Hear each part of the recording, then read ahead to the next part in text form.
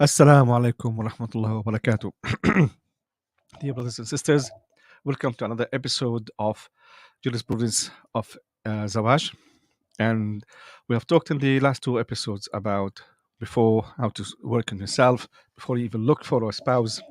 And the second one was looking for a spouse and the engagement time. This time we're going to talk about the marriage. So you've worked on yourself, you had the engagement, and you decided this is the spouse you're going to be with. And inshallah, how this marriage can be successfully prosperous and productive and positive. So you both can be in happiness while you also gaining rewards from Allah Azza wa Jal. I have posted already a link for people who would like to join me in the studio for discussion. You can leave comments and I will get your comments wherever you are on which platform you're seeing this, and I'll be taking your comments and be discussing them inshallah and take them into consideration. You will see also the top comment in the post where this is showing live. You'll see there is a link where you can join in and be in the studio with me so we can have a discussion together and talk about the Islam, the jurisprudence of Islam or Zawaj or the successful Zawaj. How can it be successful Zawaj? First and foremost, there's something that we have to um, we have to establish here, that every person have their own idiosyncrasies. So nobody's perfect. Everybody had their own quirks about themselves. And when you decided that you're gonna marry somebody, you've already set what are the things that you would like to be in the marriage, and somehow you managed to figure out what are the things that you are willing to cope with within the marriage and your spouse. So let's say, for example, hypothetically, you want somebody that who's a very good cook, but you're happy if they were maybe um, um, don't like a certain don't like archery, for example. Archery is something that you very passionate about, and you follow it, and you go to tournaments, and you're so passionate about archery, and to her, archery is nothing. It means nothing to her, this archery thing. So okay, she doesn't share your passion for archery, but she's got she's a very good chef. And this comes from the hadith of Muhammad sallallahu alaihi wasallam, says لا يفرق مؤمن مؤمنة إن كره منا خلقا أحب آخر. So although there's something you don't like about the sister, it says as long the believers, they will not be unjust to the believer. The male believer will not be unjust to the female believer, as in the spouses. And if there's something he doesn't like about her, he knows there's other traits and other character thing about her that he really likes and he love. So he's kind of making weighing. But for example, you might not ever tolerate that she doesn't follow the Sunnah or doesn't do the Quran. Doesn't do the five prayers, or maybe she doesn't do the hijab. This is something, for example, you would not tolerate, no matter how other good things about her. So you've already established what are the things that you like in your spouse and what are the things that you don't like in your spouse, and decided that this mix is, you're happy with that. And part of that is the sense of humor or lack of, and that goes for vice versa. So women to men, men to women, the spouse to each other. So you already established that this is the person that you want to be with. You're happy with them the way they are. You love their quirks. You love their shortcomings. You love their as I said, idiosyncrasies, but you like them as a whole. And then you got married. There's something that happened in the marriage. There's people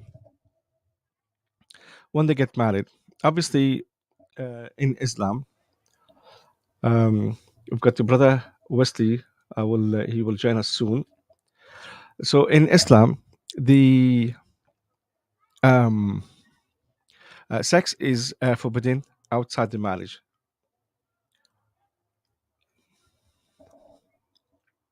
Somebody sent me.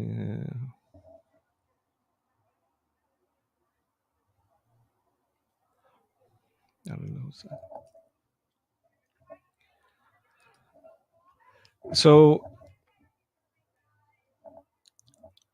I don't think Wesley is coming in. Uh, it seems that James is not coming in.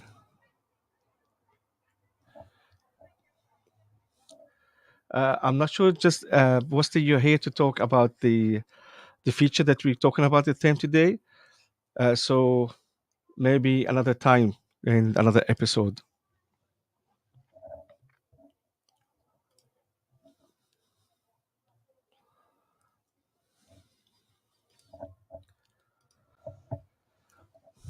So we had a guest who wanted to come in, but he wanted to talk about something different. And today we're just talking about obviously the Zawaj in Islam. So thank you for your interest, Wesley. So continue. So there is the three areas that people are dealing with all the time within when they deal with each other. So the first one is the pleasantries, al-mujamalat. This is when you meet somebody you become acquaintance with, and you speak with them. Having maybe not say a cup of coffee, somebody you've met over the day, for example, and you have a chat, nice chat, and they're nice, lovely chap, and goodbye. So this is pleasantries, and this could be with friends who your acquaintance, you know them, they are part of a group, so that you know them, you speak with them, so you develop this nice rapport with them, and that is the pleasantries. And then you have the duties. So once that relationship may be developed, although sometimes it's different. So you go to somebody, um, somebody who works somewhere, and you want them to staff in the bank. You want them to do something for you. They'll do that. Thank you very much. It's done. It's over. But relationships, they can be evolved from you've met somebody, things are pleasant between you two guys, and then you move on, and you go there start to become some duties involved, where you do things to each other, you start helping each other with something or another, and then within that you start developing a rapport, and then you get to a point where you really like each other, and you want to give without asking what you're gonna get back from that person. So when you get married, some people jump straight from pleasantries into the third one, which is al-ithar, and giving everything. And the marriage seems to be giving the people that the false image that yes, you can go jump straight into it. No, what you do is you're still in the duties, still in the second phase, where you're still exchanging duties, and then by time and by experience, you'll develop and evolve into the third type of relationship. This is something you have to be clear about, unless there's love involved in you've hit it, you clicked at the first instant, and then there was great rapport between two. It's fine, but unless you have that, it's still exchanging duties. You're giving something, you're expecting something, and then you try to give a bit more because you want to be kind, and she's your wife, and she's doing the same. And then as this evolve and become strength and strong between you, then you get to a point where you really feel safe in the marriage, and you're giving, without asking. So this is the three stages. And then we got in a nicer place with the time. The thing is, with the relationship, they always go through three phases as well. So the first phase is the wow, the second phase is the storm, and the third phase is the settling. The fourth phase is where things start becoming wow again. And wow is important, by the way. I'll come back to that. So with the wow, you first met somebody, everything seems to be glossy, everything seems to be really nice. Um, and things are really exciting, and everything is sensational, and everything is so super exciting and new, and you get really excited to go into the marriage or what have you. So, and what you have from there is you go into you start to know each other, and then the cracks start, and you deal with each other every day, and then the storming start to happen because you start getting these differences, and you might not deal with it properly. This is where the storming happens, and sometimes things um, get out of hand, and then it becomes really not easy to manage. If you go through this phase, then you go into the settling where things go settle down, but it's going to take a while before it goes back to the wow that it was before. It takes a while. So that relationship in any context, at work, um, with friends, anybody, anywhere. This is the relationship pattern. So keep that in mind. What you need to do, and what I said in the last episode, use the time that you have together as being fiance fia- and fiance the engagement period, and then try to work on risk management your risks. So you speak with each other, and this is the first thing about. Um, sorry, this is the second thing. So the first thing is the harmony. So you look into harmony, look into things where you meet. Do you have much in common? Do you like what you both like to do this or the other? The things that you don't like, do they clash with each other? So you look for the tanagum, and part of it is to look into the your faith level, and what is the faith, what's your level of commitment and practice within the Islam, and that then it need to be close to each other. There's absolutely no problem if one was better than the other, as long as they're both happy with that. As in, okay, you're better than me, so you're gonna help me to become a better Muslim. But the gap have to be, not too wide. Otherwise, you're gonna have issues with the tanagum, issues with the harmony, and that's what's really important. So with that, you go from then manage. So you already agreed that you put together. Then you do the risk management, and then when you look into how things gonna happen, um, how how we're gonna go about the risks and what have you, and then how will you manage your differences once you get that. Um, how you manage the differences. So if I'm angry, if I'm not happy, what do I do? What does he do? How do you deal with each other? How do we how do we deal with the fact that you did this and the other, that's how you act? What am I supposed to do to make it up for you, and vice versa? So how do we manage the differences, and how do we get to a point where a compromise? It's not always easy to get to a point where we're both happy. So what happened? Who's got the final say, for example? What's our reference point? Because so as a Muslim, you should have your reference point always Allah wa Rasuluh. But there's also the culture. So if you're from different cultures, where do you go? Which culture um, does it take over? As long as within Islam, there's other things. There's the preferences. So if right is correct and wrong, sorry, right is correct and left is correct, where do we go? Left or right? So who's got the final say? How do we work with that? So all these details, how do you manage the differences? How do you who got, as I said, the final saying and what have you? That you need to work within, and then you need to within the marriage you have the art of communication. And this is when it comes to love, that is what's called romance. It's the art of expressing your love. So you don't have to be romantic to appreciate that your wife, for example, loves the flowers. Although statistically, not all women actually loves the flowers because they die, they become horrible, they become moldy, they don't know what to do with them, and it becomes something like a waste of money. So depends what your wife like, and if you do something that she likes, that's actually part of being romantic, um, which is the art of expressing love within the Quran and Sunnah. So, and the communication is not just by words; it's by actions. Um, it's by sometimes body language. It's just sometimes little things here and there that show somebody care, and caring obviously is important. And this will get then into be able to absorb the idiosyncrasies and make them feel safe and make them feel always able to speak and have their say. Both of you, I'm not saying this to a man from woman to woman, but also the other way around. There was one brother. He tried to confine his wife. He was, Shaitan was playing with his head with something. You can find his wife says, Shaitan is playing with my head, and I'm trying to get rid of it. And she just went on him with a sledgehammer, saying, "No, this is you. Um, it's you who want to doing this to your head. It's not the shaitan. You're a bad person."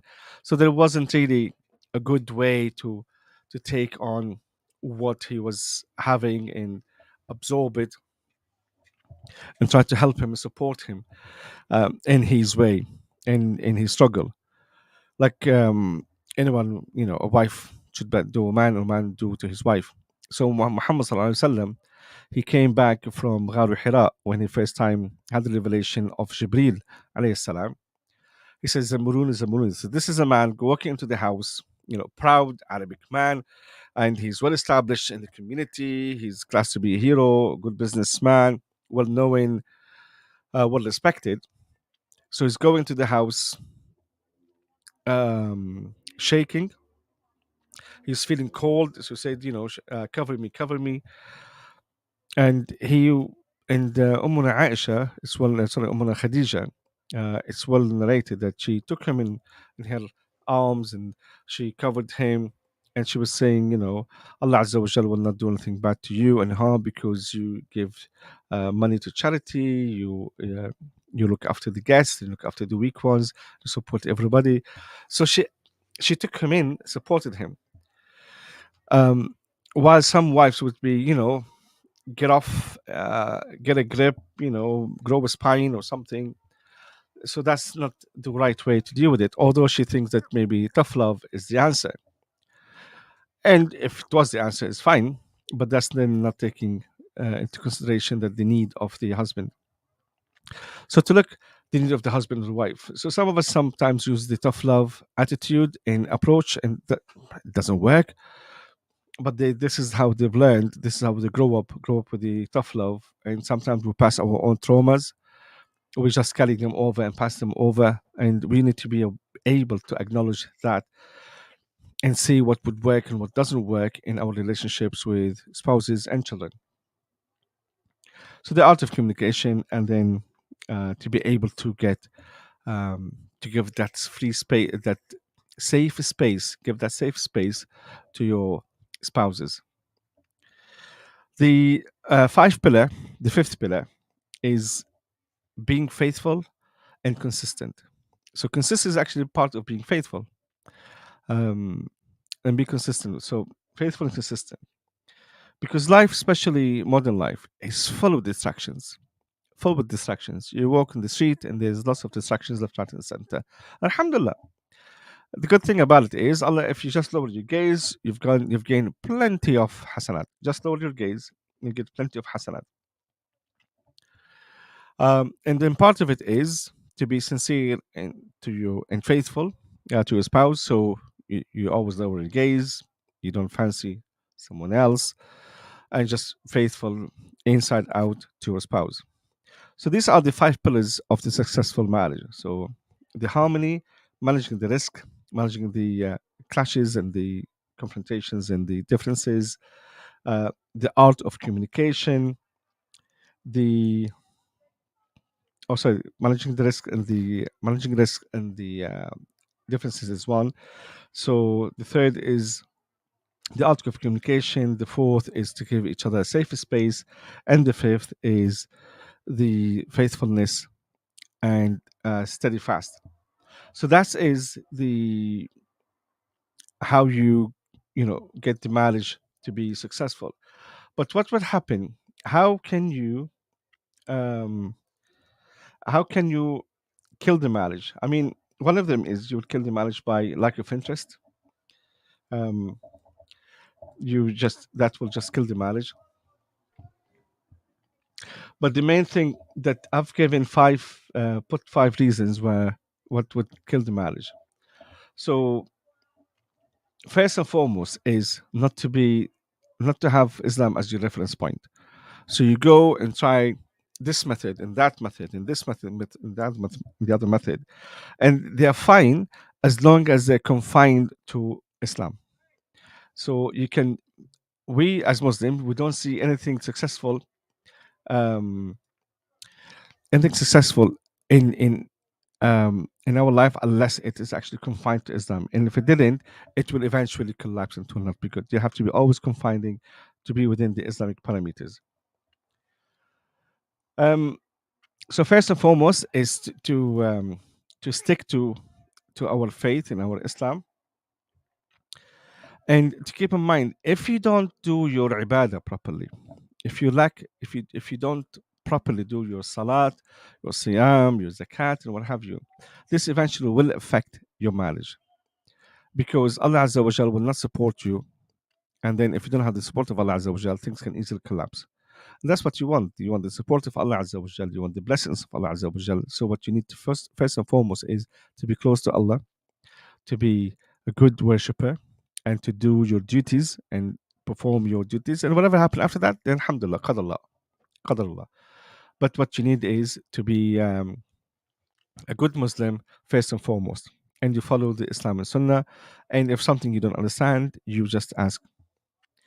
And then after that, the negligence, and you don't actually listen. So that's another reason. I've got 5 reasons lined up. So the second reason is negligence and not listening. So if you listen, if you care, you show that, and you express that, that will be a marriage will be successful. So if there is negligence and there is lack of interest, then the marriage will fold, because marriage is not a plastic foliage. It's not a plastic plant that you can just leave it without watering it. um Allah Subhanahu wa Taala says كلكم راع وكلكم مسؤول عن رعيته, and part of وللرجال الرجال قوامون على النساء بما فضل الله بعضهم على بعض. So the men are in charge of the affairs of the women, and some men understand that they only gonna do the shopping list. So whatever the house needs, they'll buy, they'll pay for the roof and what have you, and that will be it. But that's not enough, because what you need also to provide is the love and care, the attention. That's what you need to provide. You don't just breed and go. You'll have to raise your children, you have to look after them, you'll have to give them attention, guidance, and care and love, and listen to them. Listen with being attentive with your listening. So this is the same thing with your wife as well, and vice versa. The third reason for the failure of the marriage will be the oppression. You take away you take away the self confidence. So what you do, whatever they do, no, that's wrong. Whatever you do, this is wrong. Uh, and you always portray yourself to be knows better. Again, that's for both men and women.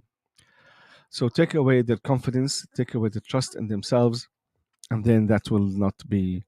Um, it will not help. It will just take. It will kill the marriage, and you might end up then having a shallow person with you, who's just have no soul. They're there, um, but there's no pilot. They're just on autopilot all the time. Just like zombies. There's no life. Um, and then obviously, if you're stingy, and I'm not saying stingy, but just in terms of food and money, but also stingy with your emotions and attention and time. So you don't give them as much. You hold back, and that's not nice. That's just not good. I understand sometimes people hold back because they afraid to give, and then that's an issue. They have to look into it. Why, and work on it. And the last and fifth thing. So the last thing is opposite to the being stingy. The fifth thing is to actually be excessively caring, excessively giving, excessively have the attention to a point where it becomes suffocating, or they can't develop their own confidence, and uh, they don't develop their own independence, and they still have they need to have their character. They need to have the character shined and cherished and celebrated. So Muhammad sallallahu alaihi wasallam did not oppress, for example, Aisha, and Aisha used to be very young. And Aisha, for example, used to say to Muhammad sallam a couple of things, like she would she suggested that Muhammad sallam will start um, uh, the verbal campaign against the Quraysh, because Quraysh used to do launch campaign against Muhammad sallam of poetry and what have you. And then Aisha said, why don't you do the same? So, Wallah, this is a good idea. Okay, we'll do that. So allow them to have, their own character, to be able to show, um, to be able to engage, show interest and develop that, and then, give opinion, and don't ever belittle their opinion. One of the secrets of marriage is the wow factor. Dear brothers and sisters, if you're listening, and I know there's some of you are listening already, if you have any questions, please put in the comment, and then I'll read them, and I can engage and respond to that questions if you have any point you would like to make. Again, as I said, if you would like to join me in the studio, you have the link already, so you can just click on the link and join in, and then we can. If you have something in particular that you would like to ask about, inquire, we can do that, inshallah. So go back. One of the things that you have to maintain in marriage is the wow factor. The wow factor is when you, even if you manufacture it, everything is wow. Even if you have to manufacture it, that everything that the partner would do is wow. I mean, to a certain limit, don't OTT. But you have to be always engaged and interested in what your spouse is doing, what they're thinking, um, their aspirations, their dreams, their concerns. Um, always have that 12 factor, and as in always be engaged with them, within you open eyes. Always don't ever belittle what they do. And that's what Muhammad SAW did with his wives, especially with Umm Aisha. Don't ever belittle what she did, and he always respected her pain. So there was one time when she lost her necklace, so the whole convoy had to wait till they actually looked for the necklace, and they found it eventually.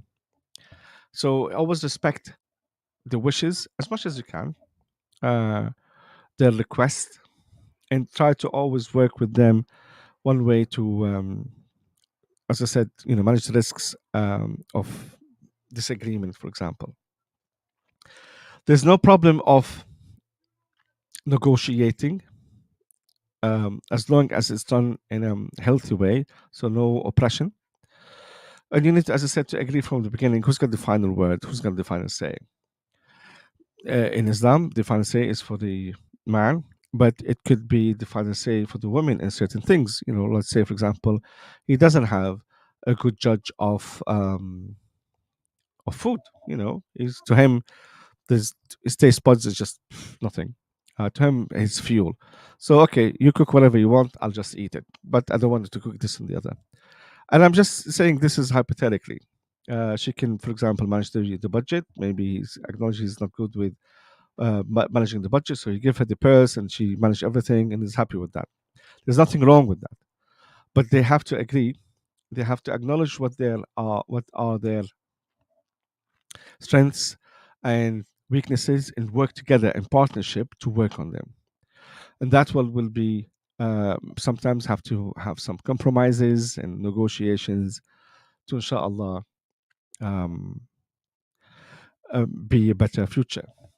So alhamdulillah, it's been now half an hour. So this is what I believe, that from my experience being the manager of the Islamic Center of Newcastle, where we deal every day with marriage and divorce, and marriage counseling for a brighter future and for a happier life, whether it was going in or out of the marriage.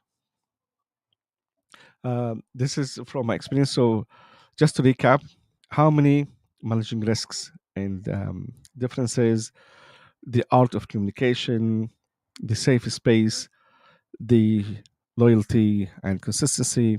This is part of these are the fundamentals of marriage, and the wow factor to always maintain everything wow. Um, be always interested in what they're doing and engage and listen to them.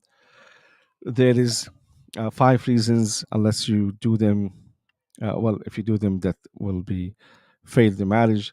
Um, if you go away from Islam, if you neglect, if you neglect your deen, if you neglect your spouse and don't listen, if you use oppression to deal in the house, if you um, held back your love and attention and caring, and if you excessively were um, tough or even love.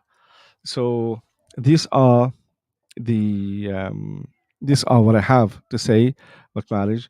Assalamu alaikum wa rahmatullahi wa barakatuh, Sister Mary Ann. You were with us the last time. I hope um, you find it beneficial, inshallah, and I hope this is adding something to you. And so that's all what I have for tonight. If you have a question, fire away. We would like you to please support IDC, who sponsoring. Well, this Stream Islam is following. Is a part of the IDC project. So they're doing this project, these programs to support the Islamic community, the Muslim community, inshallah. So if you go to supportidc.com, inshallah, you'll be able to support the IDC.